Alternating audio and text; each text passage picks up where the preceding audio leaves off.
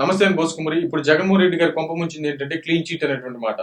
CBI clean cheat ఇచ్చింది అనేటువంటి విధంగా జగన్మోహన్ రెడ్డి గారు మామూలుగా అంబటి రాంబాబు గారి ఫ్యామిలీని పరామర్శించడానికి వెళ్ళినప్పుడు మాట్లాడినటువంటి మాట ప్రెస్ మీట్ లో. అంటే అసలు తిరుపతికి సంబంధించి ఎలాంటి కల్తీ జరగలేదు, ప్యూర్ నెయ్యిని తీసుకొచ్చి లడ్డులు కలిపారనేటువంటి విధంగా వైసీపీ నాయకులు మాట్లాడుతున్నారు.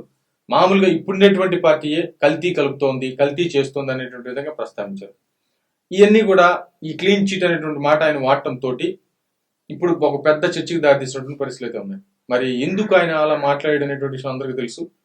ఏంటంటే ఇప్పుడు టీడీపీ పార్టీని అంటే కూటమి ఇరకాటంలో పెట్టడానికి మేము మేము అంత మేమంతా కరెక్ట్గా ఉన్నాం అనేటువంటి విధంగా దీన్ని ముందు తీసుకొచ్చే ప్రయత్నంలో భాగంగా కొంత ఆవేశపడ్డాడు. ఇది అందరికి క్లియర్గా తెలిసినటువంటి విషయమే.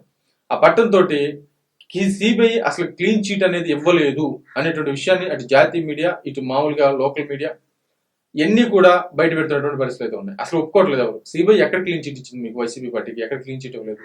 కెమికల్ నెయ్యిని కలిపారు, 5 సంవత్సరాల పాటు అఘాయిత్యం చేశారు, 5 సంవత్సరాల పాటు అన్యాయం చేశారు, 5 సంవత్సరాల పాటు హిందూ మనోభావాల మీద దెబ్బ కొట్టారు అనేటువంటి విషయాన్ని మరి బయటికి తీసుకొచ్చడం ప్రయత్నం చేశారు. అప్పుడు వైసీపీ పార్టీకి ఉన్నటువంటి సోషల్ మీడియా, అదేవిధంగా మెయిన్ స్ట్రీమ్ మీడియా బలాన్ని ఉపయోగించుకొని మొదట సిబిఐకి సంబంధించిన రిపోర్ట్ బయటికి రాగానే ఇదిగో జంతువులు కలవలేదు, వాళ్ళు ఇట్ట మాట్లాడారు అట్ట మాట్లాడారు అని చెప్పేసి బాగా అడవిడి చేసి ఎవరిని 3-4 రోజులు నోరెత్తనివ్వకుండా చేసినటువంటి పరిస్థితులు అయితే ఉన్నాయి. కానీ నిజం నిలకడ మీద ఖచ్చితంగా తెలుస్తుందిగా.